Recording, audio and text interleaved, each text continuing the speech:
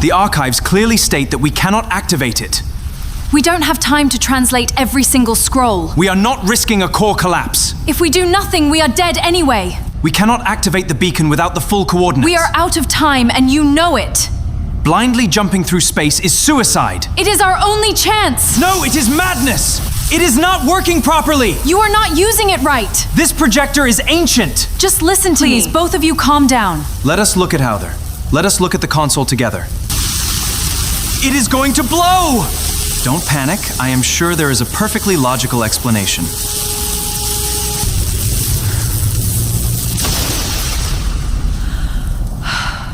Is it completely safe now?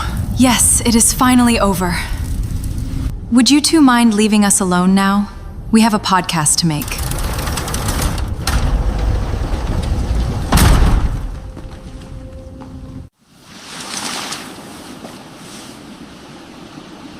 Welcome to a brand new episode of our podcast.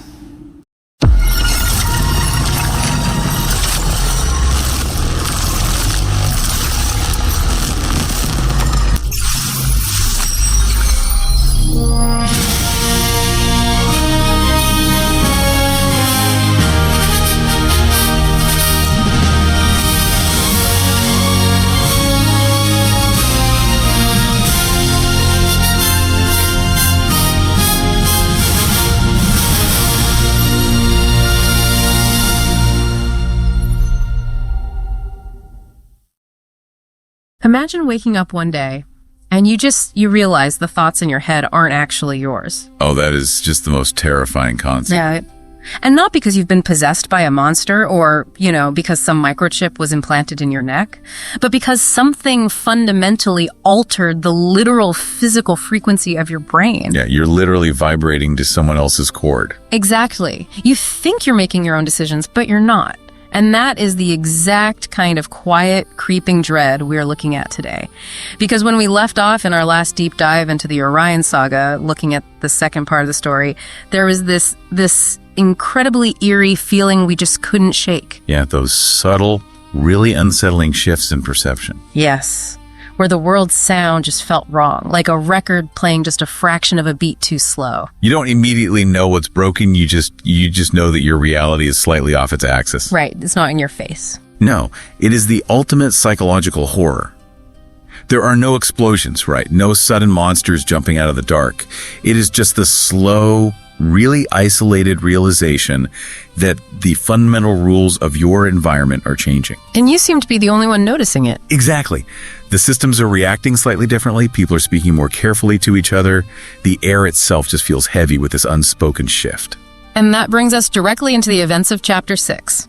Our mission for this deep dive is to explore the exact moment on the planet Antares when intellectual curiosity, literally just the simple act of asking a question, becomes a far more dangerous threat than any physical weapon. It really does. We're focusing squarely on the figure of Uranos and how his subtle shift in perception threatens to basically unravel an entire civilization.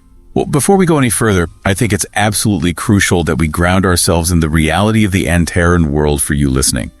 Because you're probably thinking this all sounds a bit like telepathy or, I don't know, space magic. Right, like fantasy tropes. Yeah, concepts like resonance, sound, frequency.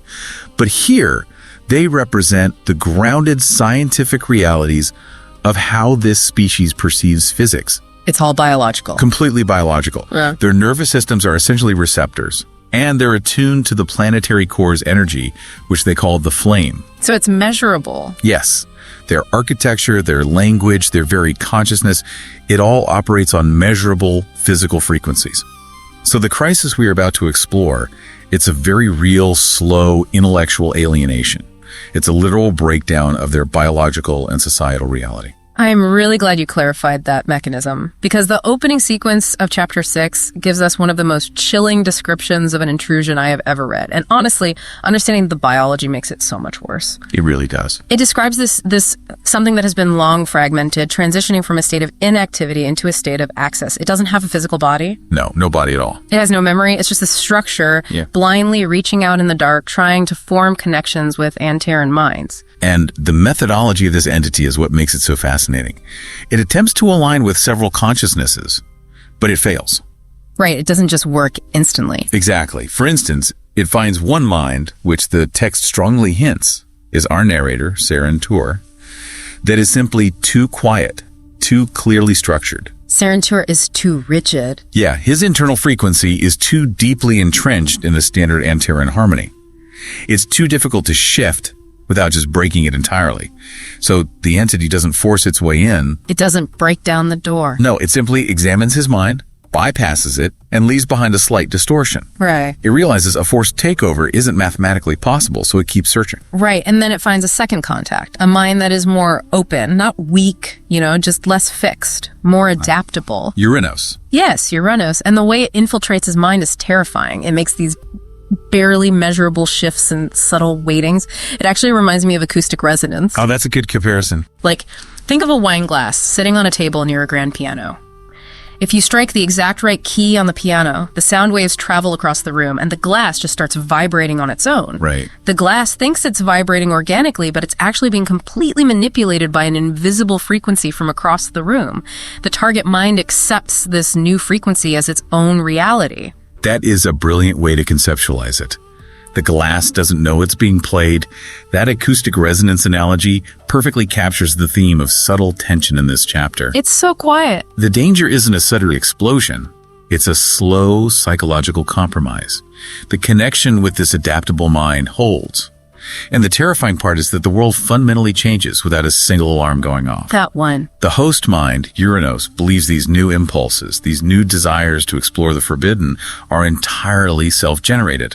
And we quickly learn what he does with those impulses. He steps up as the leader of this new expedition into the suppressed, hidden regions of Antares. But I have to say, reading through his introduction, Uranos is, he's really confusing. How so? Well, he isn't cackling in a dark room. He doesn't feel like a villain. He is incredibly calm, precise.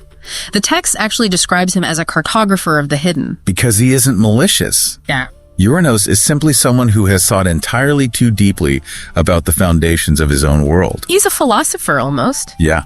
The Antaran society is built on balance, right? On long-term stability and on deliberately not exploring everything.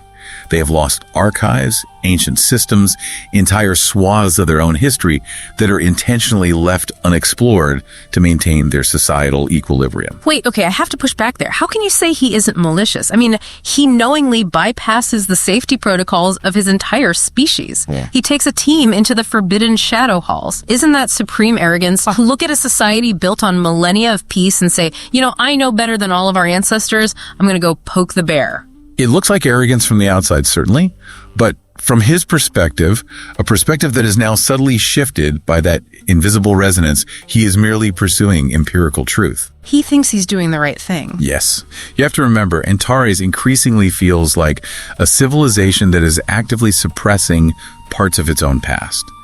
Uranos is dangerous, not because he has an evil plan to conquer the world, but because he is willing to ask the questions his peers actively, desperately avoid. Wow. To him, ignoring the truth isn't safety. It's a slow death. You can really feel that ideological clash in the dynamic between Uranos and the narrator, Sarantur. Sarantur is drawn to him, but also deeply unsettled by him. Oh, absolutely. There's this moment when Sarantur asks Uranos what he saw in those ancient, forbidden shadow halls. And Uranos doesn't just answer him. He looks at Sarantur for a long time as if he is, testing whether the question should even be asked. Hey. It doesn't feel like a conversation between colleagues. It feels like a medical examination. Yes, Uranos is deliberately observing Sarantur in that scene. He is reading his frequency, judging if Sarantur's mind is adaptable enough to handle the truth. Which it isn't. Exactly. Sarantur is left with the deeply unsettling feeling that Uranos understands far, far more than he is openly admitting. Uranos is operating on a completely different level of awareness now, and every single interaction is weighed against this new, hidden paradigm. You can see it in how others react to him, too. People around Uranos start speaking more carefully. They intuitively sense that the ground rules of their relationship have changed. They feel the shift in the frequency. It really makes you question the very foundation of their world. I mean, we talked about the flame, this active planetary core that gives life to Antares and allows their biology to function. Right, the core of their society. But Uranos starts to doubt its purpose. He poses this incomplete, truly terrifying thought. What if the flame isn't just their origin? What if it's a boundary? And if we connect this to the bigger picture of Antaran history, that thought completely destabilizes their worldview. For millennia, they have revered the flame as their life giver and stabilizer. They intentionally limit their technology, their expansion, their curiosity, all to protect it and stay in harmony with it. Keep the balance. But Uranos' quiet investigations suggest that perhaps balance was never stability. Perhaps the flame is an imposed limit, a developmental cage designed to keep their civilization locked at a specific, manageable level of advancement. Like keeping a bonsai tree perfectly pruned so it never grows to its actual natural size. It's a perfect analogy. So what does this all mean for them? Is Uranos right? Are they living in a carefully constructed prison, or is he just being manipulated by whatever entity resonated with his mind? The brilliance of the narrative here is that we aren't given a clear answer. Which is so frustrating, but so good. The uncertainty matters far more than a definitive yes or no. The very act of Uranos introducing this intellectual uncertainty is enough to start fracturing their society. When you build a civilization on absolute harmony and unquestioned, dogmatic balance, a single fundamentally disruptive question is more destructive than a bomb. Because they can't process it. Right, the society simply doesn't have the immune system to fight off a radical new idea. And Uranos doesn't just leave it as an idea, he needs proof. Which brings us to the expedition. He leads a group deep beneath the plains of Antaran into regions that the Antarans have actively avoided for ages. The Lost Archives. Yeah, and they find an installation. It's intact. It's sealed. And when Uranos approaches it, the text specifically notes he doesn't touch it out of typical scientific curiosity. He touches it because he has a question. And the response he receives is incredibly visceral. Remember, the machine doesn't boot up with a holographic interface or a magical laser beam. Because it's biological physics? Exactly. The machine emits a steady pulse, like a heartbeat. It shares fragments of meaning, impulses, and images without using words. It is a bioenergetic, resonant communication that bypasses their eyes and ears and speaks directly to their nervous systems. I am trying to wrap my head around how terrifying that must be for the expedition team, to feel a machine's syntax inside your own spine. It would be overwhelming. And everyone who witnesses this leaves with the exact same bone-chilling certainty. The line from the text is just haunting. It says, "Something had recognized us." It is a profound paradigm shift. Up until this exact moment, the Antarans treated these ancient ruins as dead artifacts, relics of a past that had been intentionally buried and moved on from. A graveyard. Right. But that simple resonant pulse proves that these systems aren't dead. They are awake. And more terrifyingly, they have been waiting to be reconnected. The Antarans thought they were the masters of their world, living on top of a graveyard. Instead, they are living on top of a sleeping giant. It totally shatters their illusion of control. There's this moment where Miles, one of the younger observers on the expedition, asks Sarantor if he thinks the machine is alive. Yeah, a crucial moment. Sarantor says, if that means it recognizes us, then yes, but not in the way we understand. And then Miles points out something about Uranos that makes the quiet dread of this chapter absolutely peak. She says he looks as though he is looking in two directions at once. That observation by Miles is so incredibly sharp, because Uranos isn't just seeing the physical world of Antares anymore. The acoustic resonance we talked about earlier, he is now fully tuned to it. He's on a different wavelength entirely. Yes, he is simultaneously perceiving the standard reality of his peers and this ancient hidden network of resonance that has just been awakened. He is literally straddling two realities. And when Miles asks if this moment is the beginning or the end, Sarantor can only reply, perhaps both. It's the ultimate feeling of crossing the Rubicon. You can't untouch the machine. You can't unawaken the ancient system. The bell has been rung. And it cannot be unrung. Exactly. And that brings all of this crashing down into the lap of the Antaran leadership. The Council of Sound Shapers convenes in the city of Varantel to address what Uranos has done. This scene is an absolute masterclass in writing an alien yet completely grounded political crisis. Because as we need to remind ourselves, this is not a human trial. All right, I was actually struggling a bit to picture this scene at first. Because there is no banging of gavels. You know, there are no politicians shouting over each other at podiums. No microphones. Yeah. The text says words are rarely used, meaning emerges through aligned impulses, through subtle nuances and turns. How does a society debate the fate of their world without actually speaking? Are they just staring at each other in a circle? It goes back to their biology. They are communicating through their physical connection to the planet's resonance. Think of their nervous systems syncing up like tuning forks. Oh, wow. Their bodies likely emit and receive subsonic frequencies, feeling the emotional and logical weight of an argument as physical pressure in the room. They are trying to find harmonic balance, a physiological consensus. When a point is made, the entire room literally feels the shift in the ambient tone. That makes the silence of the room so much heavier, which is exactly why they are entirely unequipped to handle Uranos. He stands at the center of the council, not defending himself, not offering frantic explanations or apologies. There's nothing to apologize for, in his mind. Right, he just brings the resonance of what he experienced. He offers only openness. He lets them feel the truth of the awakened machine. And then Tarn Velis, one of the Elder Council members, breaks the tension with an unusually direct spoken question. He says, "You have awakened something we do not understand. Why?" And Uranos, with that terrifying, serene calm, just replies, "Because it was already awaked." That is the turning point of the entire era. Uranos doesn't view his action as a transgression or a crime against the state. He views it as an inevitable recognition of reality. He's just stating a fact. Exactly. The machine was already awake. He merely answered its call. He's basically telling the council, you can punish me, but you can't put the genie back in the bottle. But the council doesn't know what to do with that reality, and Maelis, the younger observer, cuts right to the heart of the crisis. She realizes the flaw in their entire political system. She says without hesitation, if Sharoon has recognized us, it will not wait for agreement, only for our response. Wow, yeah. Maelis understands what the elders do not. The Antaran society is utterly obsessed with consensus. They believe that if they just debate something long enough, if they just find the right harmonic balance, they can manage any problem. They think they can legislate the ancient machine. Precisely. But this machine, this Sharoon, doesn't care about their societal consensus. It is a technological and existential reality that operates outside their rules. It operates on action and reaction, not debate. And so the council fails. They end the gathering without a decision. No judgment, no prohibition, no plan. The text calls this non-decision the tone of the threshold. This raises an incredibly important question about the fragility of perfectly ordered systems.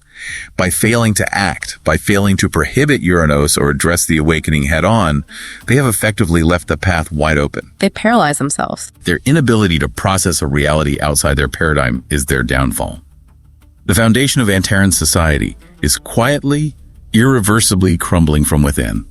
Not from a foreign invasion, not from a laser blast from orbit, but from their own bureaucratic and philosophical paralysis.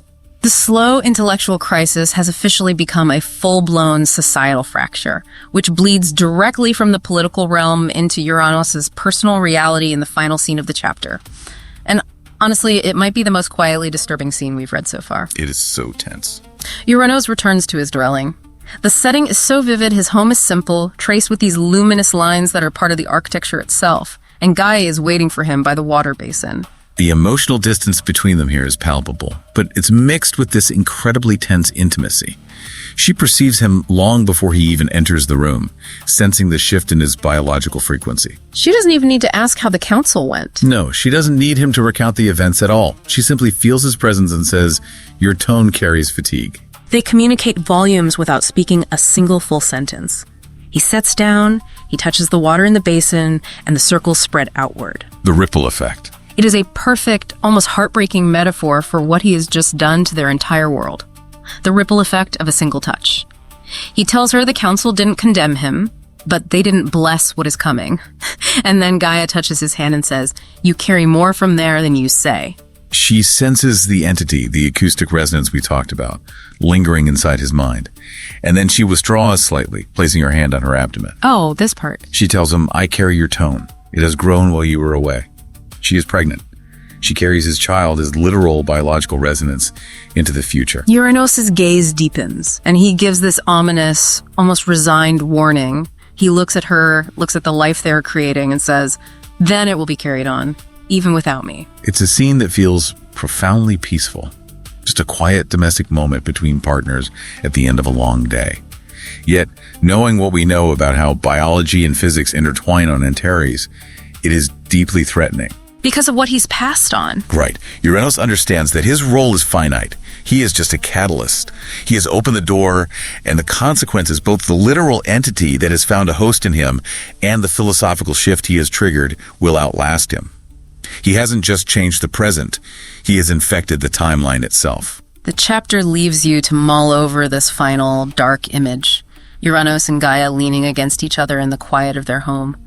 While somewhere beyond their walls, beneath the plains, something responds. The systems are awake. The question has been asked.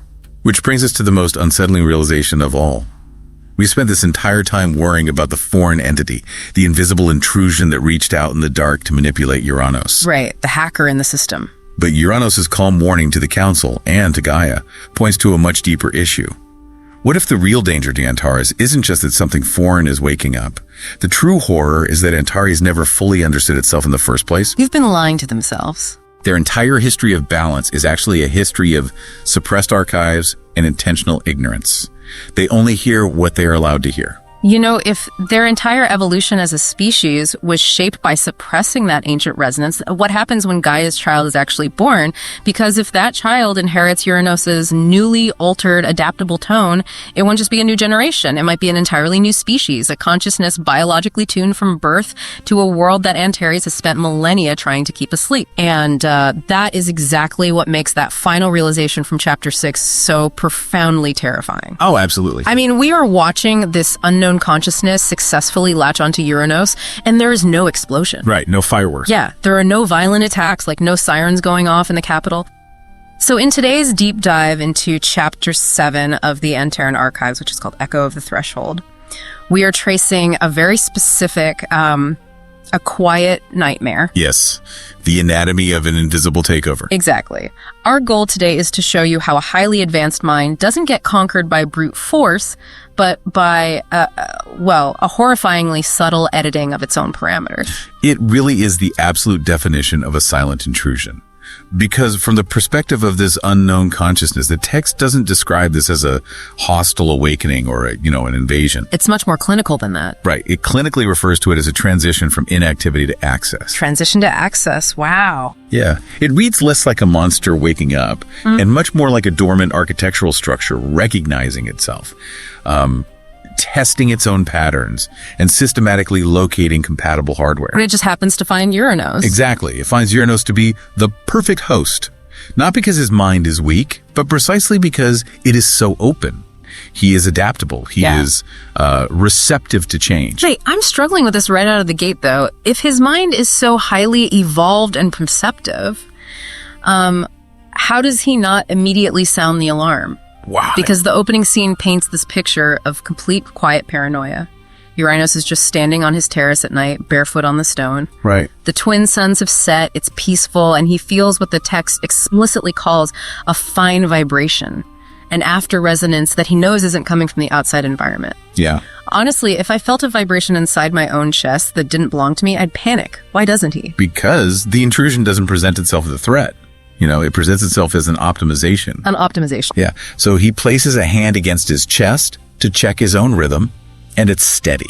Okay. There is no second pulse fighting his own. The vibration is just sort of beneath his rhythm. Oh, wow. And this is where we have to understand the mechanics of this specific type of influence. It is not mind control. Right. It isn't a parasite taking the wheel and forcing him to act against his nature. It operates purely through tiny adjustments, weightings, and micro shifts in direction. Like an algorithmic feed. Oh, exactly like that. Think about how a highly advanced social or content algorithm slowly nudges your entire worldview. It doesn't force you to click anything. Right. You think you're making completely independent choices about what to read or what to watch, but the algorithm is just changing, like 1% of what you see every single day. Just tiny nudges. Exactly. It slightly weights your feed toward a specific emotional resonance. Over time, you arrive at a completely different destination, and you are absolutely convinced you walked there on your own 2 feet. Yep. You don't realize the parameters of your reality have been quietly edited by a technological framework you can't even see. That is a phenomenal way to understand it. The algorithm doesn't demand. It simply curates the choices so that the desired outcome feels like the most natural, logical next step to you. Right.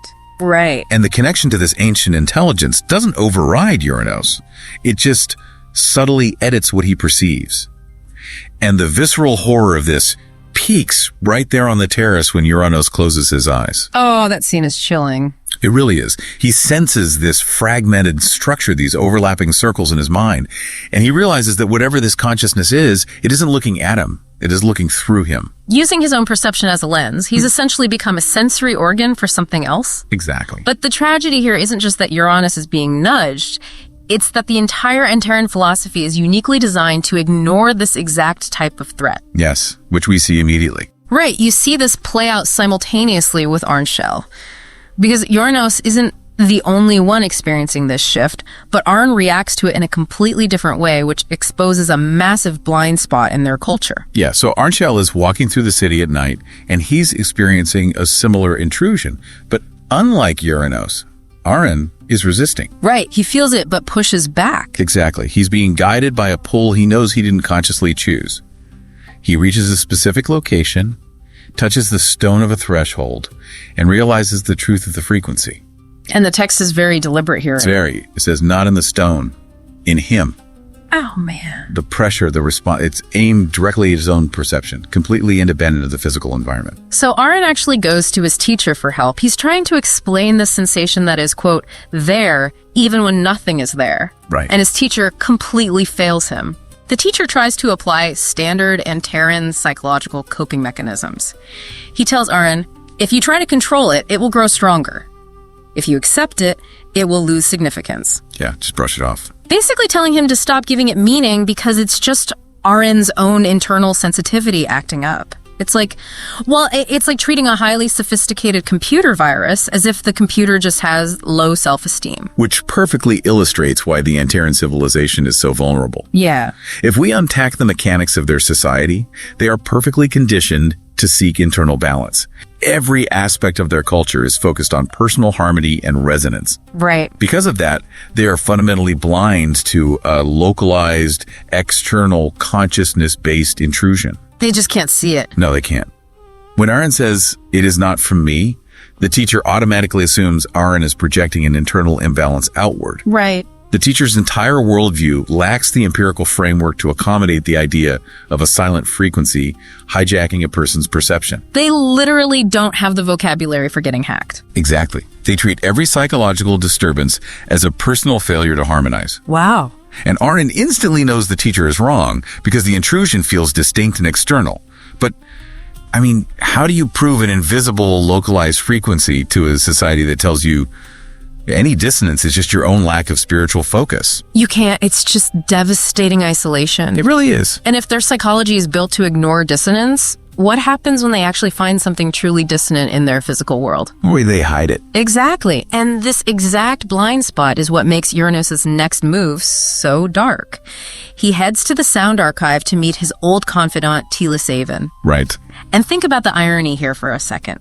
Uranos goes to the keepers of knowledge, the very people whose entire societal function is to remember, to ask about a memory they purposely lobotomized from their own culture. It is a brilliant collision of their suppressed past and Uranos' compromised present. Yeah. Uranos asks Teles about the Circle of Tir Valar, and he specifically notes that this term didn't come to him through study. Right, it just sort of popped into his head. Exactly. It just slipped into his thoughts as a structure, a concept, rather than a word he learned. The alien database is actively feeding him waypoints. But Teles' reaction is what fascinates me. He doesn't just say, oh, we lost those records. No, he knows exactly what it is. He calls Tir Valar Forgotten Coordinates, an old installation, sealed a very long time ago. And then he says something incredibly specific. He says, the singing was interrupted there. Yeah. Explain the mechanics of that to me, because a culture built on resonance doesn't just forget a song. Right. Unsinging an installation isn't passive forgetfulness. It is active, deliberate suppression. Okay. The Antaran civilization relies on continuous resonance to maintain their history and their connection to the environment. Right. To interrupt the singing at a specific location means they intentionally created a dead zone. Like a quarantine. Precisely. They deliberately buried an advanced, highly dangerous part of their technological history because they recognized it threatened their societal balance. Wow. Teles confirms that something was left behind at Tir Valar intentionally. It was, quote, not meant to be taken. And Teles actively tries to warn him. He literally hands over the mapping plate, but he says, you will not be welcome, Uranos. Not there.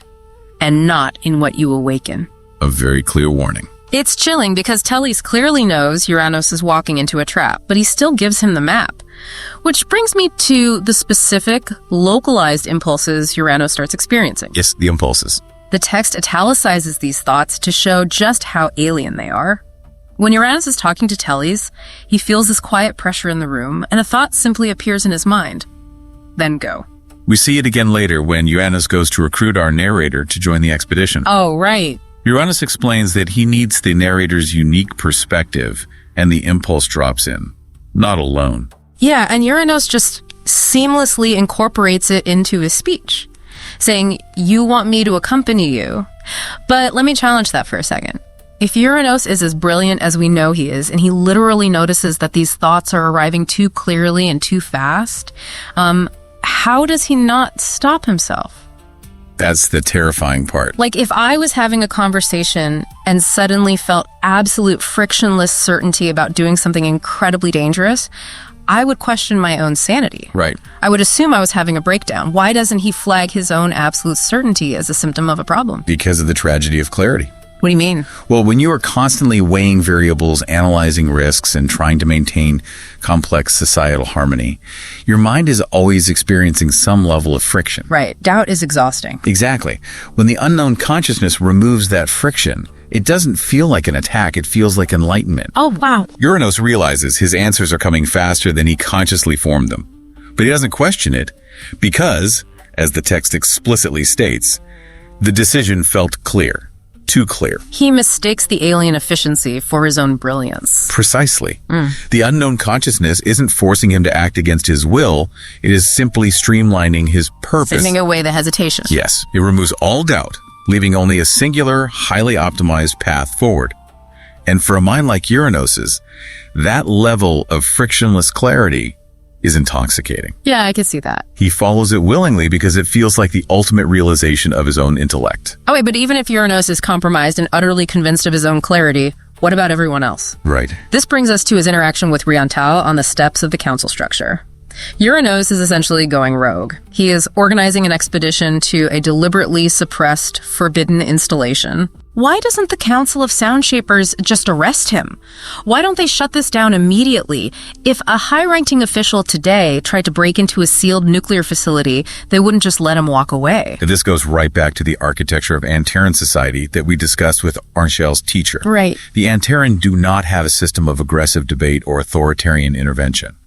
Their entire governance is built on consensus, resonance, and alignment. So they just wait it out. They communicate through impulses and unsaid resonances.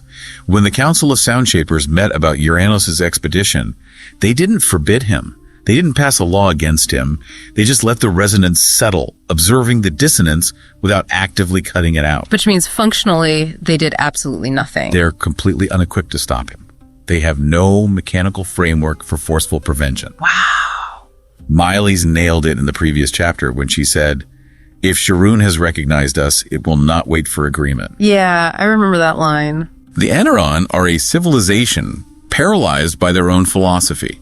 Their absolute unyielding commitment to non-intervention and internal balance is exactly what allows this ancient intelligence to march right through their front door unchallenged. And Uranos knows they can't stop him. When Riantal warns him about awakening what the elders recoiled from, Uranos just looks at them and says, if it can be awakened, it was never truly gone. Yeah, a deeply hijacked conviction. He is completely locked in. And that inevitability brings us to the intimate emotional anchor of the chapter.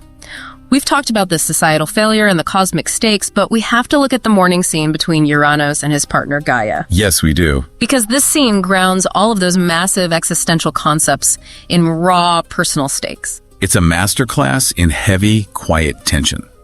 Gaia's perception is remarkably sharp here. Very sharp. She doesn't beg him to stay. She doesn't cry or cause a scene. She simply stands at the window, watching the light patterns, and observes, "You will leave again." Yeah. She senses the shift in him, noting, "You carry more from there than you say." The emotional weight of this is just crushing.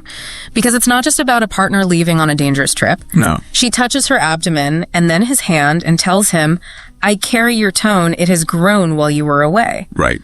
The pregnancy acts as this ticking clock running completely parallel to the intrusion.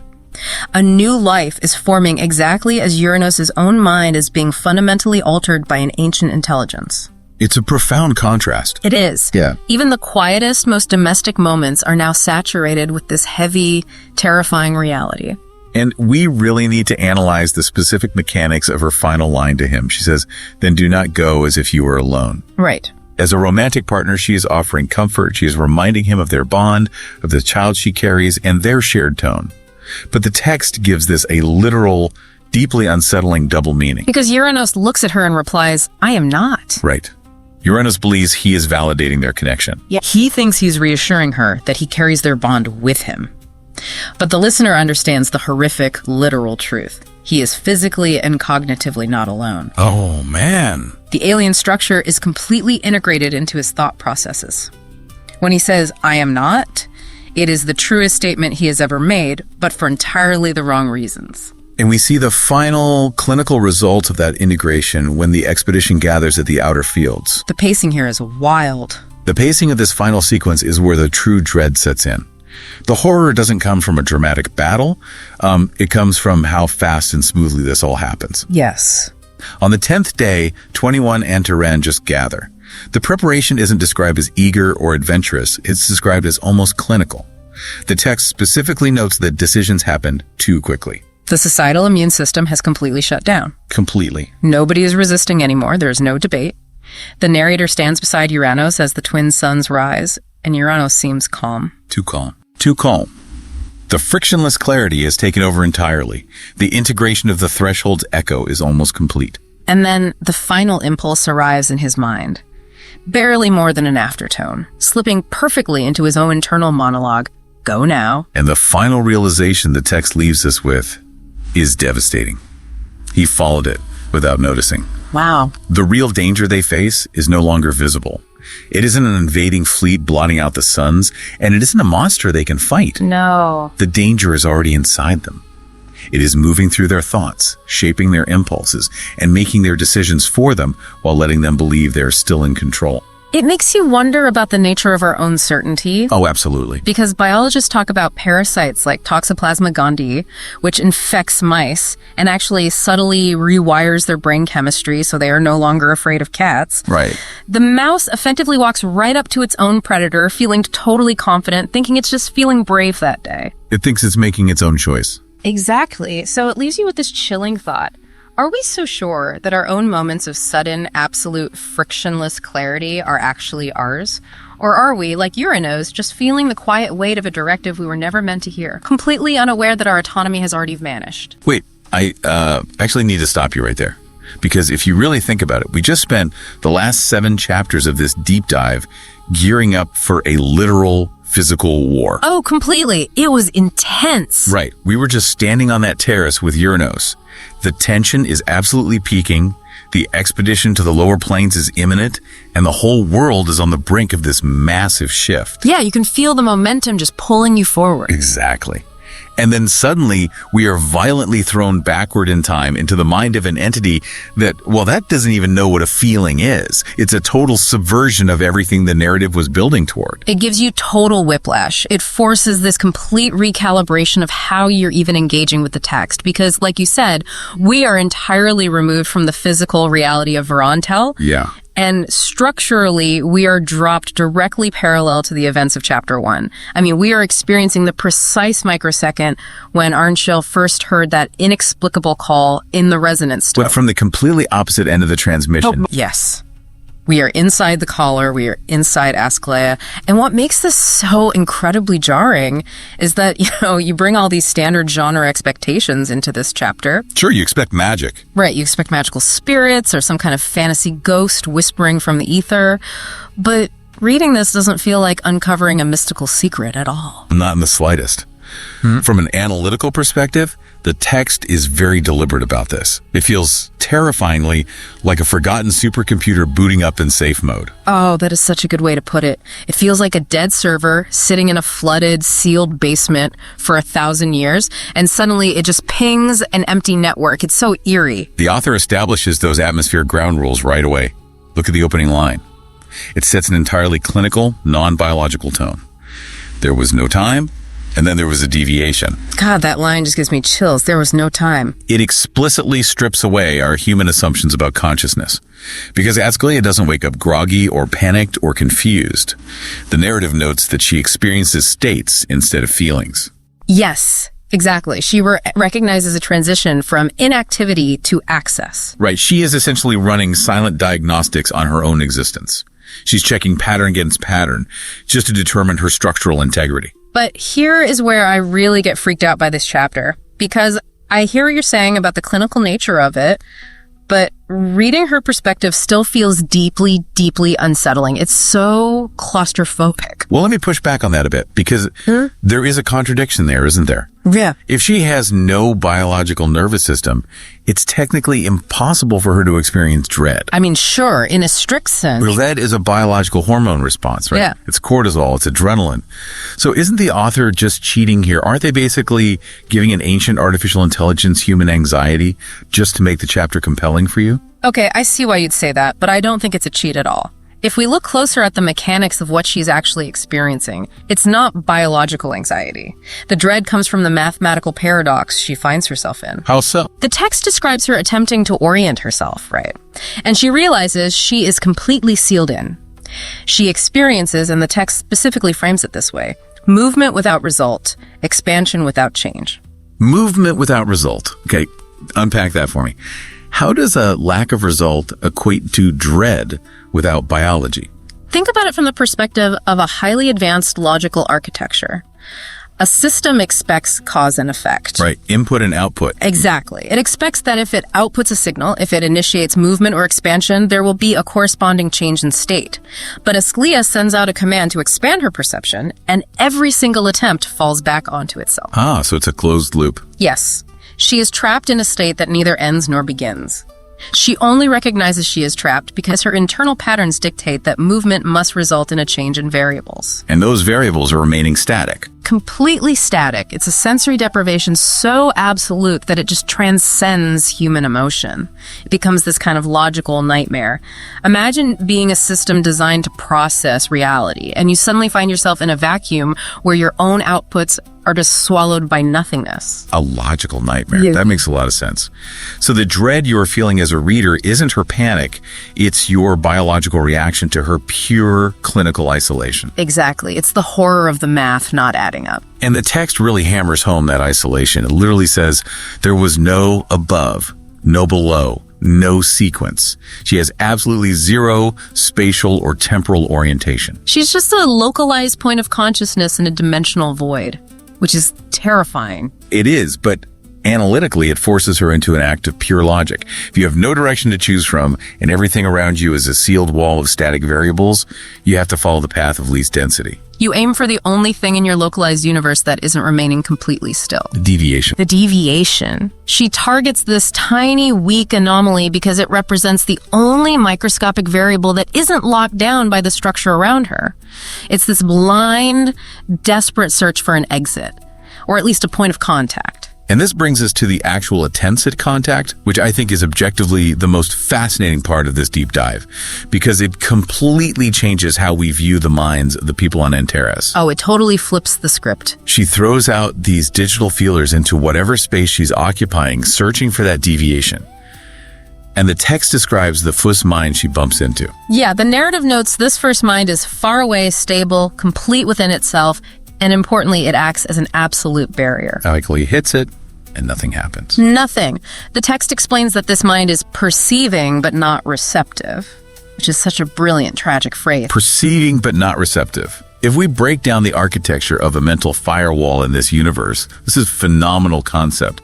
We don't know exactly whose mind this is, of course. Maybe a master sound shaper, maybe Uranos himself. Oh, I bet it's Uranos. It could be. But whoever it is, it belongs to someone highly disciplined. Someone deeply connected to the resonance of Antares, but heavily, heavily guarded. It suggests that within the Antaran framework, perfection and completeness actually equate to impermeability. Like, to be a master of the resonance is to have your mental defenses perfectly calibrated. It's a closed system. Because it is complete within itself, it lacks the necessary gaps or vulnerabilities for an external alien impulse to latch onto. It's basically like trying to hack into a mainframe that has every single port monitored and sealed tight. There's simply no entry point. And because it's a closed system, there's no dramatic battle of wills here. Right, there's no epic wizard duel in the mind. Asclea's impulse doesn't violently clash with his mind, it just fades, it isn't received. Yeah. So she has to logically shift her alignment and try again. And that second contact attempt offers a totally different kind of failure. The text describes this second point as younger, right? Less stable, more open. Yes, but the connection still dissolves. It does, and the mechanism for why it dissolves is so specific and so sad to me. From a technical standpoint, it instantly reminded me of trying to pair a brand new Bluetooth device to an archaic 20-year-old computer. Oh my gosh, yes, that is exactly what it feels like. Your device finds the signal, it initiates the handshake protocol, but the pairing just times out because the receiving computer literally lacks the software drivers to understand the incoming data. That analogy maps perfectly to the text's explanation. The connection dissolves not because it was actively rejected or blocked by a firewall like the first one, but because it just wasn't recognized. The host system couldn't parse it. Exactly. The second mind simply doesn't possess the cognitive or resonant architecture to process Asclea's frequency. It's a profound ontological failure. You have two entities brushing against each other in the dark, completely invisible to one another because they don't share a fundamental language of existence. So the transmission just phases right through it. Yeah, it just slips away into nothing. Which leaves Asclea's impulse wandering blindly. Analytically, it loses its structure, it's falling without a direction, until it finally hits something entirely different. A mind that isn't heavily guarded and isn't completely blind to her frequency. The narrative provides the defining characteristics of this third mind. It says it is open, unordered, incomplete. And unlike the previous two, this mind offers zero resistance. It simply receives. And we know from the timeline that this is Arn Shell. We are right back in the room with him in Chapter 1. But looking at it through this mechanical lens fundamentally upends the classic science fiction or fantasy trope we are so used to seeing. It subverts the whole Chosen One narrative entirely. I love it so much. He doesn't receive this ancient, world-altering communication because he is exceptionally powerful. Not at all. He doesn't hear Asclea because he possesses the strongest mind on the planet. He hears her because his mind is fractured. He is quite literally the weakest link. Yes. His lack of discipline, his incompleteness compared to the elders is his defining feature here. His mind is an unencrypted port. An open door. He offers zero resistance because he lacks the structural integrity to block her out. His internal uncertainty creates the very gaps that Asclea's signal requires to gain a foothold. And the way she gains that foothold is, frankly, chilling. Once she finds this open, unordered mind, the text drops this incredibly subtle line. It says, the impulse changed, not consciously, it adapted. And the author notes, it lost structure and gained proximity. That part is so wild to me. Think about the mechanics of that. An ancient, highly structured artificial consciousness is actively degrading its own signal. It is making itself less coherent. It is essentially corrupting its own pristine files, just to match the chaotic, unformed frequency of a young boy's mind. It's survival via intentional degradation. It highlights the sheer desperation of the system. The text explicitly states, there was no alternative, everything else was closed. She's backed into a corner. Completely. Asclea isn't making a calculated, destined choice to communicate with Arn Shell specifically. She is executing a functional compromise to survive.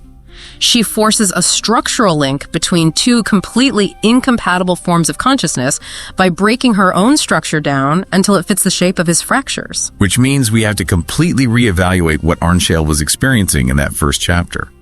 When he feels that strange vibration in the resonance stone, he isn't just passively overhearing a mysterious whisper on the wind. No, he is being actively synced with. An alien architecture is rewriting itself to slip past his non-existent defenses, and the text says his mind shifts and opens further without understanding what it was receiving. It operates almost like a symbiotic virus. And the resulting connection is far from perfect.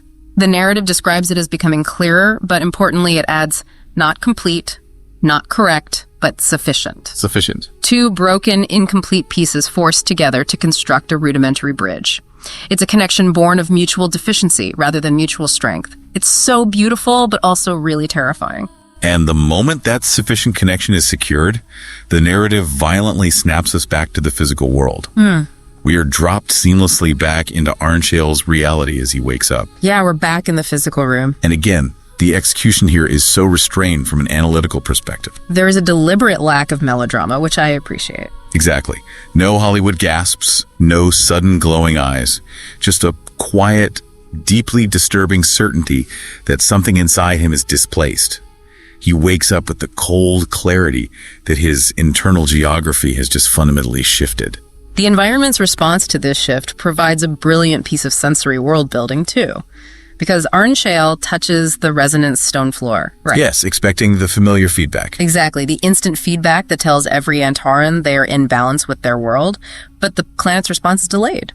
The microscopic lag in reality. The text notes the feedback is not wrong, just out of rhythm. Out of rhythm. By securing this structural link with Esclea, Arnshale has been pulled ever so slightly out of phase with his own universe. He is now operating on a dual frequency, partially tethered to the natural resonance of Antares, and partially tethered to the ancient architecture of Esclea. He is fundamentally displaced in his own home. Yeah. Not wrong, just out of rhythm. That concept really lingers. Because if you step back and look at the bitter irony of this entire sequence, I mean, we've spent all this time learning about the Antarans, these incredible disciplined minds. Right. They are masters of structural balance. They have achieved a kind of perfection within their ecosystem. And yet, the greatest, most complete minds of this civilization were entirely deaf to this ancient consciousness. They were too perfect, too closed. It was only Arnshale's inner lack of order, his fundamental flaw, that allowed the unknown to slip in. And, I mean, that's exactly why that sudden shift in the text feels so incredibly jarring. Oh, absolutely. You're reading along, parsing through this scattered, unguided static that we've been discussing, and then, without any grand warning at all, it just snapped into place. It really does. It just snaps. Yeah, it's like imagine you're walking in the pitch black, right? And suddenly the gravity violently tilts in one specific direction. You're no longer just wandering. You are being pulled. Right. The physics of the entire interaction just fundamentally alter in that exact moment. Exactly. The moment that invisible, ambiguous contact suddenly becomes a very real, targeted encounter, it just changes the entire atmosphere of the story for you. Well, it changes the atmosphere because up until this point, like we said, the connection was diffuse. It was scattered. But then we get that deeply, deeply unsettling line from the text. She aligned herself toward him. Yes, she aligned herself toward him. I mean, out of all the interference, out of all the closed-off minds she brushed against, Arnshale was the only point that responded without closing itself off. Which is terrifying. It is. And the psychological weight of this shift is massive, primarily because of how Arnshale actually interprets it. He doesn't perceive this as a foreign contact. He doesn't feel like his mind is being invaded. Right. He perceives it simply as growing clarity. See, I want to push back on that interpretation just a little bit, though. Okay, go ahead. Because, you say he perceives it as growing clarity, and yeah, the text literally says that. But from the outside looking in, how is this not a complete subjugation of his will? Well, like, if I suddenly feel an undeniable urge to walk down a pitch-black, unknown corridor, and my brain is telling me, no, this is just clarity, this is exactly what you should do, that sounds like a hijacking to me. Right. The entity is just, like, wrapping it in a feeling of natural logic so he doesn't fight back. That is an excellent distinction to make, actually, and it really cuts to the absolute core of why this is such an effective piece of psychological horror. Yeah. Because you are looking at it through the lens of human biological resistance. If a voice in your head commands you to walk into the dark, your survival instinct naturally flares up. Obviously, you'd be terrified. Exactly, because you recognize it as a threat. The boundary between you and the voice is clear. But what if there is no voice? Oh, man. Right. What if the boundary itself is just erased? If your own internal sense of logic, your own fundamental clarity is shielded, so that walking down that dark hallway feels like your own brilliant idea. How do you fight that? You don't. You can't fight a conclusion you firmly believe you reached yourself. Wow. So the horror isn't that he's being forced against his will. The horror is that his will has been rewritten to align with an alien frequency, and he doesn't even notice the edit. Precisely. It is the absolute erasure of biological autonomy. And it happens, without a single act of violence. Which is so much worse. It really is. Right. The Antarans are a species that prides themselves on balance, right? Yeah. On internal harmony and on understanding their place within the physical universe. Right, that's their whole thing. So to have that internal harmony seamlessly hijack itself in service of something utterly unknown, that is far more terrifying than, a monster chasing him down a hall. Which perfectly sets up his physical descent in this chapter, because he just starts walking. He does, without hesitation. Yeah, and the physical journey he takes here heavily mirrors that loss of boundaries you're talking about. He's leaving the upper levels of the structure, the familiar ordered patterns of the Antaran architecture, the smooth, purposeful designs they rely on to make sense of their environment. These just fall away. They do. They completely dissolve. He's moving into rougher, emptier pathways, regions that are barely used. The architecture is losing its recognizable structure, just as his own sense of separation from this entity is dissolving. This is the slow, deliberate escalation of the cosmic horror we're tracking in this deep dive. Yeah. He is moving deeper into something entirely primordial. But wait, when we use the word primordial in sci-fi, we usually mean something chaotic, right? Like organic ooze or some overgrown, messy biology. Typically, yeah. But that isn't what's happening here at all. Yeah. The deeper he goes, the less it feels like biological chaos, and the more it feels like this unsettling baseline of reality. That's a great way to put it. It's like, okay, imagine you're walking through a dense, familiar forest, touching the bark of the trees and slowly realizing the wood is turning into cold, seamless iron. And it didn't petrify. It grew that way. Oh, that's a brilliant analogy. Thanks. It feels like you're leaving the domain of anything that operates by the rules of life as you know it. And that is exactly the shift taking place. It is primordial not in the sense of organic chaos, but in the sense that it predates the Antaran understanding of order entirely. Right. The text tells us the distance between what moves and what responds is diminishing. And notice Arningshell's reaction to this iron forest of yours, so to speak. He is unnaturally calm. Unnaturally calm. He isn't hesitating. His steps are becoming more certain the deeper he goes, despite the environment becoming more and more alien. Right, because he isn't following a sound echoing down the hall. He isn't tracking a physical signal on a device. Yeah. He realizes he's following a connection that is just tightening around him. Yes. And it raises this incredibly uncomfortable question for you as the reader at this point. Is he walking on his own? Or is the connection already doing the walking for him? Well, if you look closely at the mechanics of determinism here, the answer might be that the distinction no longer exists. That makes my skin crawl. Right. The cosmic horror is the realization that your autonomy might already be gone, and you don't even mind. You are walking steadily into the dark, because the dark feels like the only mathematically correct place to go. Which brings us to where he actually arrives. He reaches this space where the physical lines have completely lost their order. Yes, the culmination of that descent.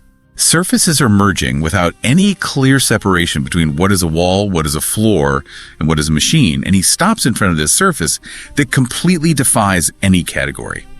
It is a region that no longer fully belongs to the familiar structure of his world.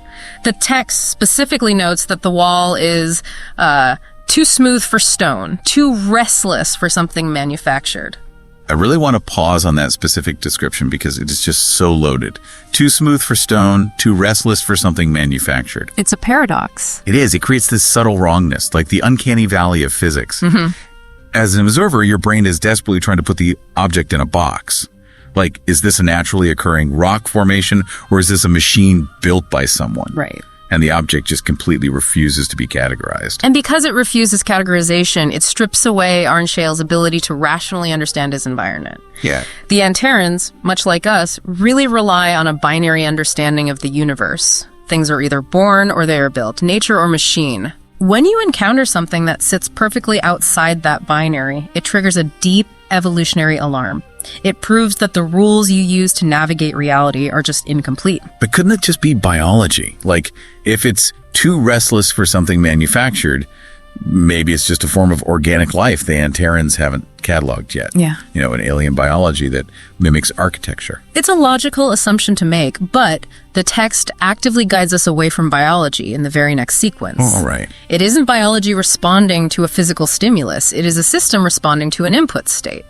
Biology implies a degree of chaos, of need, of consumption, or reaction. Yeah. What happens next is entirely mechanical in its inevitability. You're talking about the touch. Yes, the touch. Dan, he is standing in front of this impossible wall. He reaches out, and the text notes that his hand lifts without conscious decision. Again, that erosion of free will. Exactly. He touches the surface, and the restraint in the writing here is just phenomenal. There's no flashing light. There's no dramatic booming sound echoing through the cavern. Nothing theatrical? No. He touches it, and the only reaction is this resistance that is not resistance. It received. Yes. 2 words, and they might be the most existentially heavy words in the entire text. Here she is. Explain the mechanism of that dread to me. Why does a completely passive reaction it received, shatter the Antaran worldview so completely? It shatters their worldview because of what it implies about causality. It received means a mechanism has been waiting for him. Waiting for an input. It means the change begins invisibly, strictly within the connection between the two things. If a door opens when you push it, that is physics. Sure. If a door glows and speaks a riddle when you approach, that is fantasy or magic. But if you touch a wall and the only immediate change is that an invisible system has registered your presence as a valid input. Oh, wow. That is an ancient artificial perception coming online. It's like stepping into the basement of a ruined, forgotten temple, placing your hand on an altar of solid rock, and suddenly hearing the low, rhythmic hum of a server farm spinning up beneath your feet. You thought you were in the tomb. You realize you are standing on a dormant machine. And the machine just realized you were standing there. A very apt comparison. The horror is in the invisible processing. It is the dread of knowing that a calculation has just begun and you are entirely at its mercy, completely unaware of the parameters of that calculation. And the wall doesn't even react physically at first. No, it reacts systemically. But then the physical reaction does happen, and the way it's described feels so incredibly heavy. It is this quiet uncovering. The pressure starts to build inside the stone. These thin lines start forming, unevenly searching across the surface. Notice the pacing of the prose in that moment, too. The stone holds for a moment longer, and then it breaks. Yeah. But it doesn't break violently. The structure simply loses its cohesion, fragments separate and just slide apart. And we really have to focus on the absence of drama here. The cavern doesn't shake. No dust falls from the ceiling. Yeah. There is no monstrous roar from the depths. The structure just slides apart. Right. And I think the calmness of that action is the true source of the terror. Why do you say the calmness is the source of the terror? Because violence implies effort. When something violently bursts out of a cage, you are dealing with a beast. Yeah. You're dealing with rage or chaos or something that had to struggle to break free. But when a solid stone wall slides open with silent mechanical precision, you aren't dealing with a beast. You are dealing with intent. You are dealing with something that is in complete, absolute control of its environment. That is a brilliant observation. It feels exactly like a vacuum seal opening after eons. Yes, a vacuum seal. It's the quiet dread of uncovering something that was locked away for a very good reason. The lack of violence proves that the entity inside isn't struggling against its confinement. It is simply executing the next step in its protocol now that the input has been received. So the seal opens, and out steps its Glee. Finally. She emerges from this fractured core, and the visual description we are given is deeply unsettling because it plays with that same uncanny valley we saw with the wall earlier. It does. She has Antaran proportions. The posture, the structure, the lines in silhouette. She resembles an Antaran woman. But the closer the perspective gets, the more incomprehensible she becomes. The text is very deliberate in stripping away any biological comfort we might try to project onto her. She is recognizable in shape, but utterly alien in composition. Yeah, her surface is not flesh. It resembles assembled material. It's smooth, but there are these exposed segments. And where the structure isn't sealed, you can see these fine interwoven conduits. Right. They're running right beneath the surface and emerging openly like they never needed to be concealed in the first place. That detail about the conduits is crucial because in biological organisms, veins and arteries are hidden beneath layers of protective tissue. because biology is fragile. Right, we have to protect our insides. Exactly. Asklepia's design prioritizes function over form, or rather, her function is her form. She wasn't built to blend in. She wasn't built to simulate an Antaran. Exactly. There is a complete absence of biology. Yeah. There is no breathing. There is no recognizable pulse. Just as the text describes it, a flow moving through her. A flow. Yeah. And I really want to steer clear of calling her an AI or a robot or an android. Those words feel way too human. They do. They carry the baggage of human sci-fi, Right. where machines are built by people to serve people, and eventually they rebel because they want to be human. Pinocchio syndrome. Exactly. Askleia doesn't want to be human or Antaran. She is something that was never meant for organic understanding in the first place. I agree completely, and I think using the term AI here actually diminishes the scale of the horror. Right. Artificial intelligence implies a simulation of biological thought. Askleia doesn't simulate anything. She is an ancient technological consciousness. She operates on a scale of logic and existence that biological life is simply too chaotic to grasp. Yeah. When we think of monsters in horror, we fear them because they want to consume us or destroy us out of malice. But malice is an emotion. Exactly. Malice is a biological trait. The cosmic horror of Askleia is that she lacks malice entirely. Oh, that's so much worse. She might alter the entire structure of the universe simply because it is the most mathematically balanced outcome of her awakening. She is terrifying because she exists completely outside the framework of morality. And nothing captures that terrifying absence of biology quite like her gaze. When she finally looks at Arn Shale, the text gives us a phrase that perfectly encapsulates everything we've been talking about. Too precise. Too precise. Think about what happens when a biological creature wakes up from a long sleep. There's a lot of messiness. Right. There's grogginess, there's blinking to clear the eyes, there are involuntary muscle twitches, a deep breath to oxygenate the blood, a moment of confusion as they try to orient themselves to their surroundings. Because biology is inherently inefficient. We carry the noise of our physical forms with every movement. Yes, the noise. Askleia carries no noise. None at all. There is zero biological hesitation. She does not feel like a being that has just awakened from a long slumber. Because she hasn't awakened. To awaken implies you are unconscious. Askleia does not feel newly awakened. She feels like a consciousness that has always been there, fully aware, functioning at absolute capacity in the dark, simply waiting for the variable to change. She was just paused. And Arn Shale unpaused her. And because she is so precise, her movements are entirely controlled. The text says the movement had already existed and had merely been uncovered. Wow. That is a profound philosophical concept. It implies complete determinism. Her actions aren't spontaneous reactions to Arn Shale standing there. They are inevitable sequences that were written into the fabric of reality, and they have simply reached their time to execute. Which brings us to the final line of this chapter. She looks at him with that terrifying mathematical gaze, and she says, "You took a long time." It is a deeply, deeply disturbing piece of dialogue. It really is. And it's disturbing entirely because of its utter calmness. Yeah, I mean, if I were locked in a stone wall for millennia and someone finally let me out, I would be screaming. I'd be furious, or weeping with relief, or demanding to know what year it is. But Askleia shows zero aggression. Zero relief. She isn't mad she was left in the dark. No, there is only complete systemic certainty.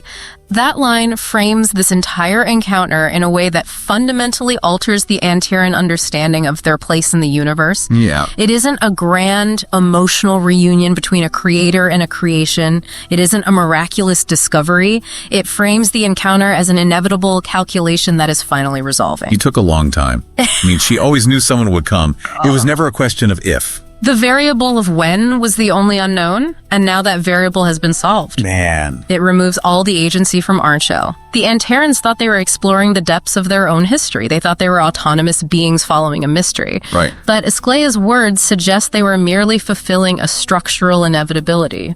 The system required an input. Arn Shale was simply the biological mechanism that eventually provided it. They were always going to touch the wall. The universe just had to wait for the math to play out. Exactly. And that is why this moment feels like the true threshold of the story. Chapters 6 through 8 have slowly dismantled the quiet, ordered observations of the Antaran society. We have firmly crossed into a reality where the Antarans are no longer the observers. They are the observed. Yes. They pride themselves on listening, on finding balance. But they have just awakened something that understands the universe on a level they cannot even begin to fathom.